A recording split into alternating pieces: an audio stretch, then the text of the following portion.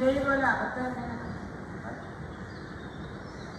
അത് എന്തുകൊണ്ടാണ്? അതിന് കാരണവും വിതുരൻ പറയുന്നുണ്ട്. ജനസ്യ കൃഷ്ണാഭിമുഖസ്യ. അതുകൊണ്ടാണ് ശ്രീകൃഷ്ണനോടൊരു വെറുപ്പല്ല. ശ്രീകൃഷ്ണന് 32 ഗുണങ്ങള് തുണിയിലേക്ക് പറയുന്നുണ്ട്. ധർമ്മം, സത്യം, ദയാദാനം എല്ലാ വീര്യ ഗുണങ്ങളോടും കൂടി 32 ഗുണങ്ങൾ ശ്രീകൃഷ്ണ ഭഗവാനിൽ എപ്പോഴും ഉണ്ടാവും. ഗുരുവായൂരപ്പൻ ഇപ്പൊ കുറച്ച് കാരുണ്യം കുറവാണ്, എന്നാലും വരാറില്ല. ഗുരുവായൂരപ്പൻ എന്നും കാരുണ്യം ഒരുപാട് തന്നെയായിരിക്കും. അതുകൊണ്ടാണ് ഭഗവാൻ അച്യുതൻ എന്നൊക്കെ പറഞ്ഞത്. അപ്പൊ അങ്ങനെ എല്ലാ ഗുണങ്ങളോടും കൂടിയിരിക്കുന്ന ആ ഭഗവാനിൽ മനുഷ്യർക്ക് ഒരു വിമുഖത വരുന്നതാണ്. വിമുഖത്തിന് കാരണം എന്നിങ്ങനെ വിതുരൻ പറഞ്ഞു വന്നത്. വിതുരനെ പ്രശംസിക്കുകയാണ്. എത്ര സത്സേവൻ ഈ വിതുരൻ ശാപം കിട്ടിയ ജന്മമാണ്. പക്ഷെ അറിയാമായിരിക്കും എല്ലാവർക്കും. പത്മമാത്രം ഇങ്ങനെ എല്ലാവർക്കും അറിയാവുന്നുണ്ട്. വിതുരൻ ശാപം കൊണ്ട് യമൻ ഭൂമിയിലെ സ്ഫുടനായിട്ട് ജനിച്ചതാണ്. മാണ്ഡവ്യൻ എന്നൊരു മഹർഷി ഉണ്ടായിരുന്നു. അദ്ദേഹം സ്വാധ്യായ നിരതനായിട്ടൊക്കെ ഒരിക്കലും ജനിച്ചുകൊണ്ടിരിക്കുമ്പോൾ കുറെ കള്ളന്മാർ എന്തൊക്കെയോ കട്ടുകൊണ്ടുവന്ന് അദ്ദേഹത്തിന്റെ ആശ്രമത്തിൽ കൊണ്ടുവന്നു. പോലീസുകാരാണ്. രാജാവിന്റെ ആളുകൾ അന്വേഷിച്ചു വന്നപ്പോൾ മഹർഷിയുടെ ആശ്രമത്തിൽ നിന്ന് കട്ടമുള്ള കള്ളന്മാരെയും പിടിച്ചോ കട്ടമുതലും പിടിച്ചോ മഹർഷിയെ അറസ്റ്റ് ചെയ്തു. എന്നാൽ മഹർഷി ധ്യാനത്തിൽ ഇതിലും പറഞ്ഞു. മഹർഷിയൊക്കെ അറസ്റ്റ് ചെയ്ത് ആരൊക്കെ അറസ്റ്റ് ചെയ്തൊന്നും രാജാവ് ചോദിച്ചില്ല. എല്ലാവരും സ്വരത്തിൽ കയറ്റിപ്പെടാൻ പറഞ്ഞു. കള്ളന്മാരെയൊക്കെ സ്വരത്തിൽ കയറ്റിയ കൂട്ടത്തില് മഹർഷിയൊക്കെ സ്വരത്തിൽ കയറ്റി. 2 ദിവസം കഴിഞ്ഞപ്പോഴത്തേക്കും കള്ളന്മാരുടെ നിർത്തിയൊക്കെ പോയി. അവരിങ്ങനെ തൂങ്ങിത്തൂങ്ങിയിട്ട് ഇദ്ദേഹം ഇങ്ങനെ ജ്വലിച്ച് നിൽക്കുന്ന ശൂലത്തിന്റെ. അപ്പോഴവിടെ തന്നെ ശ്രീരാമകൃഷ്ണൻ തൊട്ട് സംഭവിച്ചു. പിന്നെ മറ്റു മഹർഷിമാര് കറിഞ്ഞിട്ട് അവിടെ ചെന്ന് ചോദിച്ചു അങ്ങ് ആരാണ്. അപ്പം മണ്ഡപനാണ് മനസ്സിലായിട്ട് ഏകൻ രാജാവിനോട് ചെന്ന് പറഞ്ഞു. രാജാവ് അദ്ദേഹത്തെ ശൂലത്തിൽ നിന്ന് ഇറക്കി. ആ ശൂല അദ്ദേഹത്തിന്റെ ശരീരത്തിൽ ലച്ചു കൊല്ലുന്നു. ഇത് മുറിച്ചെടുക്കും. പുറത്തേക്കുന്ന സാധനമൊക്കെ മുറിച്ചെടുത്തു. അങ്ങനെ ആ ശൂലം മുറിച്ചെടുത്തതിന് അണി മണ്ഡപം എന്നൊക്കെ അദ്ദേഹത്തിന് പേര് കിട്ടി. സാധാരണ ആരെങ്കിലും വെച്ചാൽ ഇപ്പൊ രാജാവിനെ ശപിച്ച് വലിയ കേസൊക്കെയാണ്. എന്നാൽ ഇദ്ദേഹം രാജാവിനെ ശപിച്ചില്ല. കാരണം രാജാവ് പ്രകൃതിക്കടിപ്പെട്ട ഒരു സാധാരണ മനുഷ്യൻ മാത്രമാണ് എന്നറിയാം. മഹാദേവൻ നാളെ പറയുന്നത് ഈ കുട്ടികൾ എന്തെങ്കിലുമൊക്കെ പറഞ്ഞാൽ ഞാൻ അത്ര വലിയ കാര്യമൊന്നും ആക്കാറില്ല എന്ന് പറഞ്ഞാൽ ഇദ്ദേഹം ചെയ്തത് ഒരു വലിയ അപരാധമാണെങ്കിൽ അതിന് കാരണം ഇദ്ദേഹം അല്ല എന്ന് മനസ്സിലാക്കിക്കൊണ്ട് മാണ്ഡവ്യൻ നേരെ യമപുരിയിൽ ചെന്നു. തെക്കോട്ട് പോയി യമപുരിയിൽ ചെന്ന് യമനോട് യമൻ സന്നിധിയിൽ ചെല്ലുമ്പോൾ യമലോകമൊക്കെ ഇങ്ങനെ കറക്കിയായിരുന്നു. ഇപ്പൊ എന്താണ് പറഞ്ഞതെന്ന് ചോദിച്ചു. ഞാനിങ്ങനെ കുറച്ച് ദിവസം ശൂലത്തിൽ കിടക്കേണ്ടതായിട്ട് വന്നു. അതിനെന്ത് പാപമാണ് ഞാൻ ചെയ്തത്? ഞാനങ്ങനെ പാപമൊന്നും ചെയ്തതായിട്ട് ഒരിക്കലും ദ്രോഹമോ പീഡനമോ ഒന്നിനും എൻ്റെ ഒരു പേര് ഇതുവരെ വന്നിട്ടില്ല. പിന്നെ എനിക്ക് എന്തുകൊണ്ടാണ് ഇങ്ങനെ ഒരു പുതിയ ചിത്രഗുപ്തൻ ബുക്ക് നോക്കിയിട്ട് പറഞ്ഞു, അങ്ങ് കുട്ടിക്കാലത്ത് ഈർക്കിലി കൂർപ്പിച്ച് ഈച്ച കഴിവേറ്റിയിട്ടുണ്ട്. അങ്ങനെ കുട്ടികൾ കാണാറില്ല. അട്ടയൊക്കെ അങ്ങനെ ചെയ്തത് കൊണ്ടാണ്. അപ്പൊ എനിക്ക് എത്ര വയസ്സുണ്ടായിരുന്നു എന്ന് ചോദിച്ചു. 3.5 വയസ്സോ 4 വയസ്സൊക്കെ ഉള്ളു. ഏതാണ്ട് 12 വയസ്സ് വരെയൊക്കെ അമ്മ കുട്ടികൾ ചെയ്യുന്ന പാവം അച്ഛനമ്മമാർക്കാണ്. അപ്പൊ അത് ശരിയായ രീതിയിൽ നിയമം പഠിക്കാത്തതുകൊണ്ടല്ലേ. അതുകൊണ്ട് യമകം വന്നൊരു ശാപം കൊടുത്തു. അങ്ങ് ഭാരതഭൂമിയിൽ പോയി നിയമം പഠിച്ചു വരാൻ പറ്റും. അല്ലെങ്കിൽ മനുഷ്യ ജീവിതം എന്താണെന്ന് മനസ്സിലാക്കി വരാൻ പറ്റും. വിതുര മഹാശയന്റെ കഷ്ടത യമന്റെ കഷ്ടകാലം കൊണ്ട് ധൃതരാഷ്ട്രയുടെ അനുജനായിട്ട് ജനിച്ചു. അപ്പൊ പ്രോത്സാഹില്ല ഉപദേശിച്ച് പാകായി. അപ്പൊ അതാണ്ട് മനസ്സിലായി മനുഷ്യരുടെ അവസ്ഥ എന്താണ്. അതാണ് ഈ വിതുരൻ. അപ്പൊ അങ്ങനെ ആ മഹത്വമൊക്കെ അങ്ങേക്ക് ഉണ്ടാവും. വേദവ്യാസന്റെ പുത്രനായിട്ട് ജനിച്ചു. പിന്നെ ശ്രീകൃഷ്ണ ഭഗവാനുമായിട്ട് ബന്ധപ്പെടാനുള്ള ഭാഗ്യമൊക്കെ അങ്ങനെ വിതുരനുണ്ട്.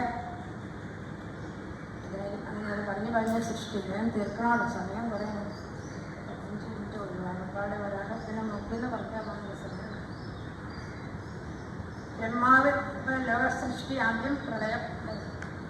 അതിനുശേഷം ഭഗവാൻ മായയിൽ ഒന്ന് കടാക്ഷിച്ച്. അപ്പോൾ ഭഗവാൻ അനന്തനിശ്ചയിക്കുന്ന ഭഗവാന്റെ അഭീകമനത്തിൽ താമരപ്പൂ ഉണ്ടായി. ആ കൽപ്പം പത്മകൽപ്പം എന്നറിയപ്പെടുന്നു. ആ താമരപ്പൂവിൽ നാൻമുഖനായൊരു ബ്രഹ്മാവുണ്ടായി. അദ്ദേഹം ഞാൻ എവിടെ നിന്ന് വന്നു എന്നതിനെക്കുറിച്ച് അന്വേഷിച്ചുകൊണ്ട് ആ നദീകമനത്തിലൂടെ താഴോട്ട് പോയി വളരെ ദൂരം പല സ്ഥലത്തും അന്വേഷിച്ച് സാധിക്കാതെ കണ്ടു. അത് തപസ് ചെയ്ത് ഭഗവാനെ പ്രത്യക്ഷമാക്കി ധാരാളമായിട്ട് കേട്ടിട്ടുണ്ട്. ഈ സൃഷ്ടിയുടെ കഥ എപ്പോഴും പറയുക എന്നത് ഈശ്വരന്മാർ കുട്ടികളെ പഞ്ചസാര തിന്നുമ്പോൾ അവരതങ്ങനെ പറഞ്ഞുകൊണ്ടേ. അങ്ങനെ ഭഗവാന്റെ ദർശനമുണ്ടായി. ബ്രഹ്മാവിന്റെ എല്ലാവിധ അനുഗ്രഹങ്ങളും ഭഗവാൻ സ്പർശം കൊണ്ട് തന്നെ തന്റെ അറിവ് മുഴുവൻ ബ്രഹ്മാവിന് നൽകുകയും ബ്രഹ്മാവ് പല രീതിയിൽ സൃഷ്ടി ആരംഭിക്കുകയും ചെയ്തു എന്നാണ് പറഞ്ഞു വന്നത്. അങ്ങനെ നിങ്ങളുടെ സർവജ്ഞനായ സർവജ്ഞാന സമുദായ സ്വരൂപമായ വേദം ലയിച്ചിരിപ്പുണ്ട് അങ്ങയുടെ ഉള്ളിൽ. ആരോ അതുകൊണ്ട് അങ്ങേക്ക് ആവശ്യം വേണ്ട. ലോക സൃഷ്ടി ചെയ്യാനായിട്ട് പരിശ്രമിക്കാൻ ജ്ഞാനത്തിന് അദ്ദേഹം ഉണർത്തി കൊടുത്തു ഭഗവാൻ. അങ്ങനെ ബ്രഹ്മാവ് സൃഷ്ടി ആരംഭിച്ചു. ഊർത്തം, തപസ്, യജ്ഞം, ദാനം, യോഗം, സമാധി ഇതുകൊണ്ടെല്ലാം സമ്പാദിക്കപ്പെട്ട ശ്രേയസ് എൻ്റെ പ്രസാദമാണ്. ഏത് രീതിയിലായാലും ബ്രഹ്മാവിന് ഭഗവാന്റെ പ്രസാദമുണ്ടായത് സൃഷ്ടി ചെയ്യാൻ എളുപ്പമായി. അങ്ങനെ 10 തരം സൃഷ്ടിയെ ബ്രഹ്മാവ് ആരംഭിച്ചു. അത് നമുക്കറിയാവുന്ന കാര്യങ്ങളൊക്കെ തന്നെ. ഈ മഹത്തത്വം, അഹങ്കാരം ഒക്കെ വന്നിട്ട്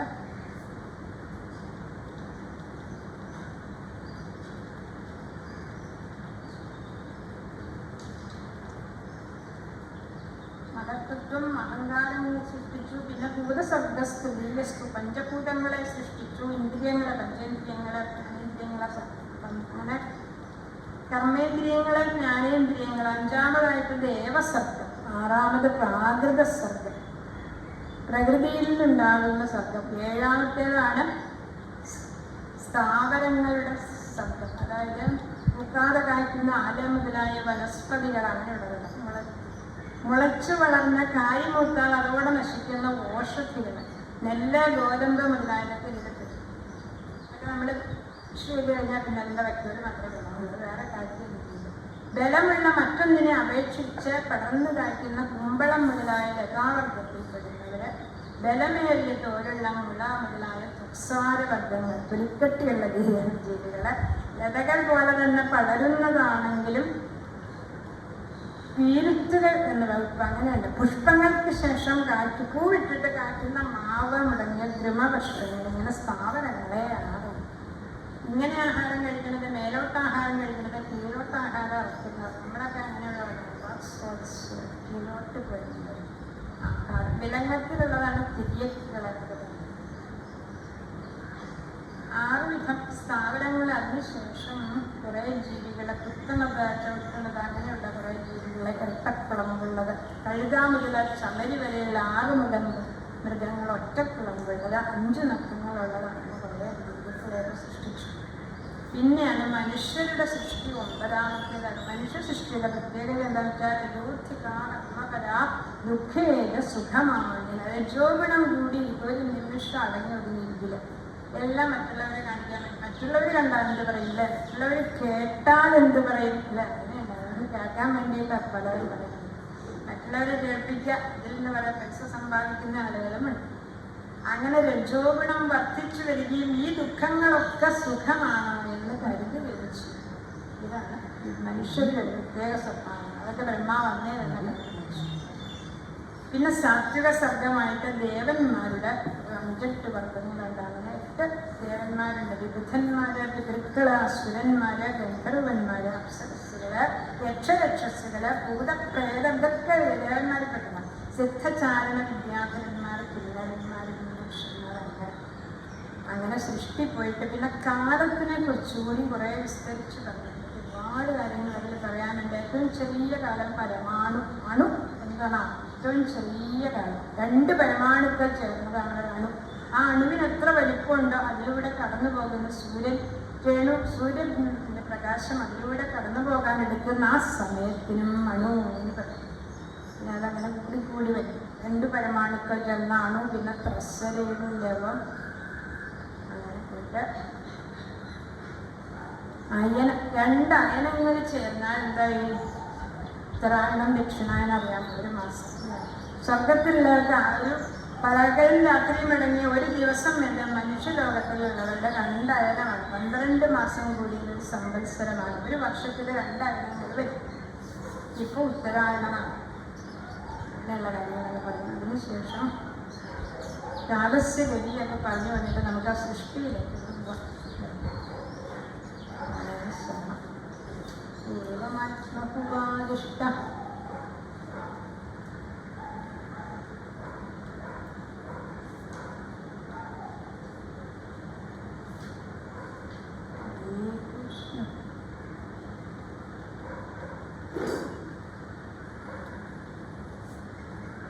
ബ്രഹ്മാവിനൊരു ചെറിയ കുറ്റക്കേട് വന്നു. അദ്ദേഹം താമിശ്രം മന്ധതാമിശ്രം മഹാമോഹം തുടങ്ങിയ അജ്ഞാനവൃത്തികളെ. അപ്പൊ അദ്ദേഹം നല്ല രീതിയിലൊരു ധ്യാനം ഉണ്ടായിച്ചു. അങ്ങനെയൊക്കെ ചെയ്തു പോയല്ലോ എന്ന് വിചാരിച്ചപ്പോ ശരിക്കും സുന്ദരമായ ഒരു സൃഷ്ടി ഉണ്ടായി. അതാണ് സനകാദികളുടെ സൃഷ്ടി. സനകമിന്റെ സനന്ദമില്ല സനാതന മഹാത്മഭൂ സനൽകുമാരൻ എന്നിങ്ങനെ 4 മുനികുമാരന്മാരൊക്കെ ഉണ്ടായി. ഒരു മാനസപുത്രന്മാരാണ്. അവരെ കൽപ്പം തോറും സൃഷ്ടിക്കുകയില്ല, അവർക്ക് നാശമില്ല. സനത്തെന്നുള്ള ശബ്ദത്തിൽ നിന്ന് തന്നെ അങ്ങനെ നാശമില്ലാത്തതെന്നാണ് സനാതന ധർമ്മം എന്നൊക്കെ പറയുന്നത്.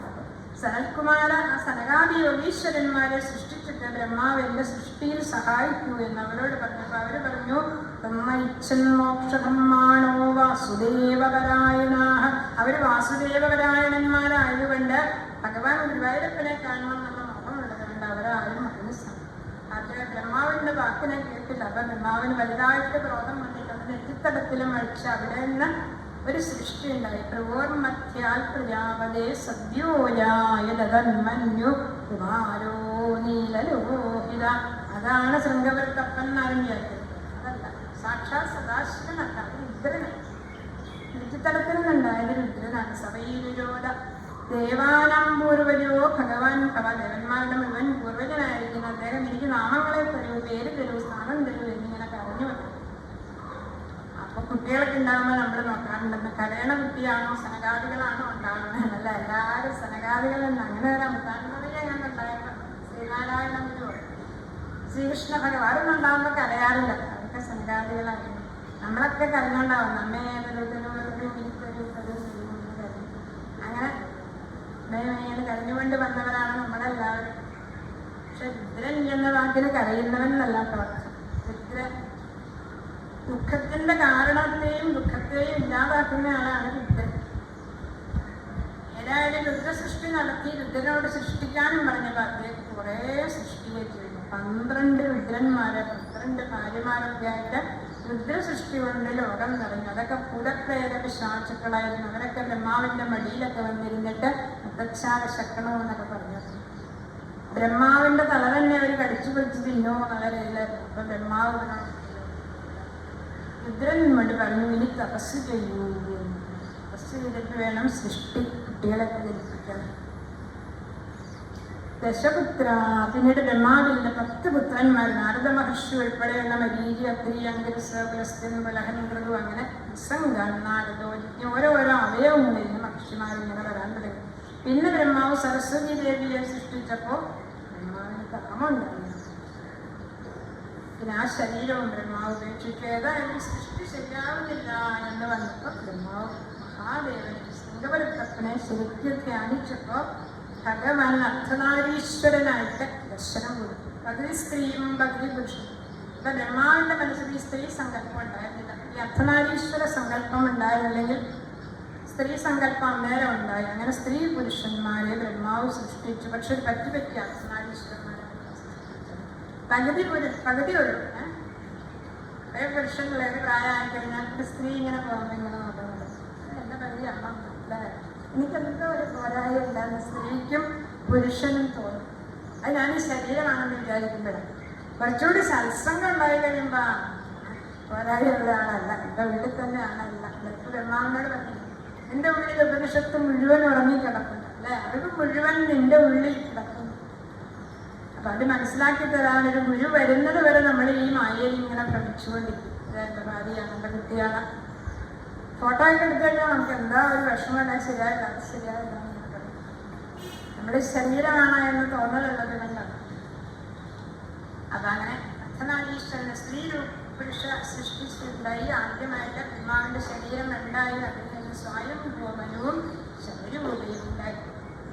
ആശ്വാസമായി എന്ന് വിചാരിച്ചു ബ്രഹ്മാവ്. അവരോട് സൃഷ്ടി ചെയ്യാൻ പറഞ്ഞു. അവരച്ഛന്റെ വാക്കിനെ അനുസരിച്ച് 5 പുത്രന്മാർ, 3 പുത്രന്മാരും 3 പുത്രിമാരും 2 പുത്രന്മാരും ഉണ്ടായി. അത് കഴിഞ്ഞുണ്ടായി ബ്രഹ്മാവ് ഒരു ആശ്വാസമായി എന്ന് വിചാരിച്ച ഫാനിന്റെ ചോട്ടിലെ സുഖമായിട്ട് ഇരുന്നു ബ്രഹ്മാവ്. അപ്പോഴത്തേക്ക് അടുത്ത വരാതെയായിട്ട് മണ്ണ് വന്നു.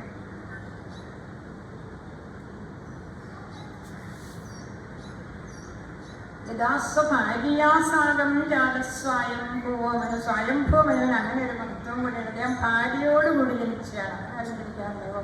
ജനിച്ചിട്ട് പിന്നെ എന്തോരം കഷ്ടപ്പെട്ടാൽ എന്താ മാട്രിമോണി അതെല്ലാം കഴിഞ്ഞിട്ടാണ് സാധാരണ ഭാര്യ ഉണ്ടാവുക. പക്ഷെ അദ്ദേഹം ഭാര്യയോടുകൂടി ജനിച്ചതുകൊണ്ട് അദ്ദേഹം നല്ല വിവരം ഉണ്ടായിരുന്നു. നമസ്കരിച്ചു, അച്ഛൻ്റെ അടുത്ത് നമസ്കരിച്ചിട്ട് പറഞ്ഞു, അച്ഛാ ഞാൻ എന്താ വേണ്ടത്? ഒരു മകൻ എന്ന നിലയിൽ ഞാൻ എന്താ ചെയ്യേണ്ടത് അച്ഛനെ വേണ്ടിയിട്ടാണ് ചോദിച്ചു. അപ്പം ബ്രഹ്മാവ് പറഞ്ഞു, പ്രീത ഞാൻ സന്തോഷിച്ചു കേട്ടോ, കാപട്യമില്ലാത്ത ഹൃദയത്തോടുകൂടി എന്നോട് ഇങ്ങനെ പറഞ്ഞതുകൊണ്ട് എന്നെ ശാസിക്കൂ എന്നൊരു മകൻ അച്ഛനോട് പറഞ്ഞാൽ അതാണ് ഏറ്റവും വലിയ ആവശ്യം. പിന്നെ അച്ഛന് വയസ്സാകും, അച്ഛനെ നോക്കുക. രണ്ട് കാര്യങ്ങളാണ് മകൻ ചെയ്യേണ്ടതായത് ബ്രഹ്മാവ് പറഞ്ഞു. അതുകൊണ്ട് നീ പുത്രന്മാരോടുകൂടി ഭൂമിയിൽ പോയിട്ട് ഭൂമി ഖനനം നടത്തുക എന്ന് പറഞ്ഞിട്ടുണ്ട്. മനു പറഞ്ഞു, അച്ഛാ ഭൂമി കാണാനില്ല.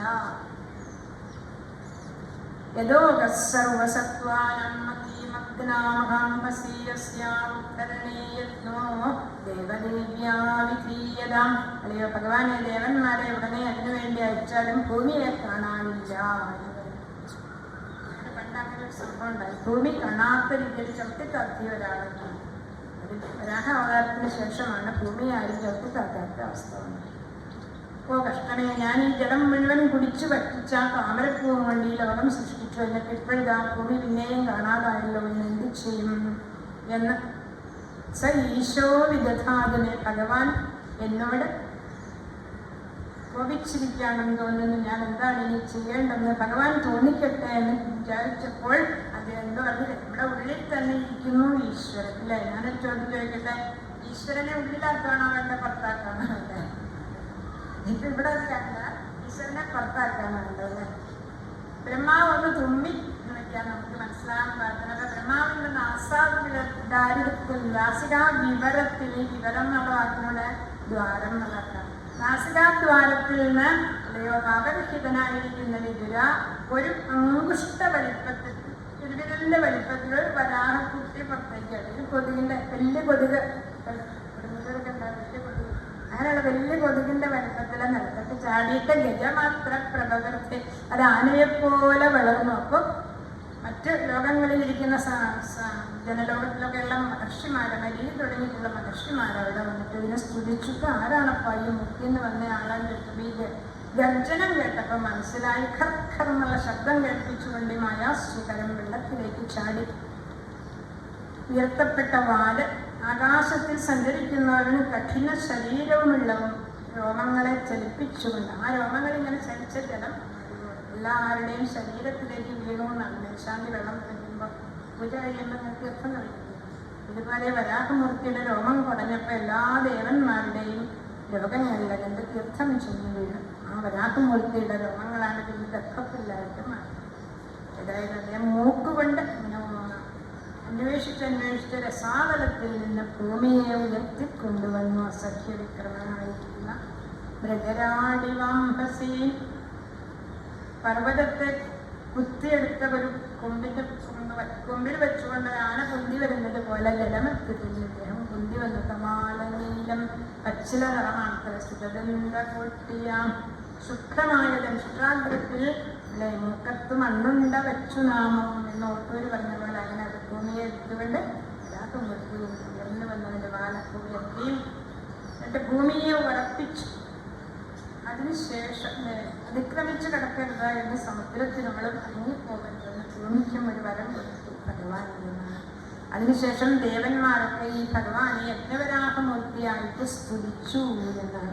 യദ്രോമകത്തേഷു നിരന്നിരധ്വര യാതൊരുവെന്ന രോമരൂപങ്ങളിൽ എല്ലാ യാഗ വസ്തുക്കളും അടങ്ങിയിരിക്കുന്നു. അങ്ങനെയുള്ള സുന്ദരമൂർത്തിക്ക് നമസ്കാരങ്ങൾ, കുറേ സ്തുതിയുടെ എല്ലാ അവയവങ്ങളും യാഗത്തിൻ്റെ ഓരോ സൃക്കുല്ലാസ് എന്ന് പറയുന്നത് മുഖാഗ്രത്തിൽ സൃക്ക് എന്ന് പറയുന്നത് ഉദരം, വയറ്റിലായിട്ട് ഭഗവാന്റെ ഹവിസ്സിനെ ഭക്ഷിക്കാനുള്ള പാത്രം, കർമ്മദ്വാരത്തിൽ സോമപാത്രങ്ങൾ, മുഖദ്വാരത്തിൽ ഇന്ദ്രാദിദേവന്മാർ, അങ്ങനെയുള്ള സങ്കല്പത്തോടുകൂടി ദൈവ യജ്ഞവരാഹമൂർത്തിയായിട്ട് ഭഗവാനെ സ്തുതിച്ചു എന്ന് പറഞ്ഞാൽ സമർപ്പിക്കാൻ തുടങ്ങുമ്പോൾ വിദുരൻ ചോദിക്കുന്നു, അപ്പൊ ഈ ഈ വരാഹമൂർത്തിയല്ലേ പണ്ട് ഹിരണ്യാക്ഷനെ വധിച്ചത്?